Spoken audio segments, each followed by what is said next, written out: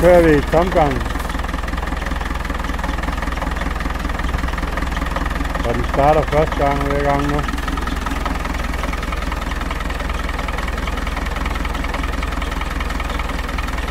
Så arbejdslyset er lavet, og forlygterne virker. Vi skal lige have nogle gearstangsmanchetter på og noget kølerdæk. Og så skal vi også med kølervægt. Og olietrykket. Det er også sådan, det skal være.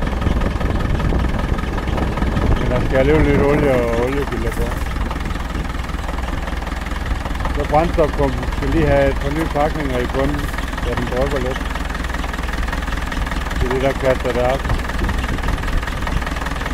over pumpen, så den skal gå ud. Men okay, det er småt. Det er jo færdigt, at den kører så godt.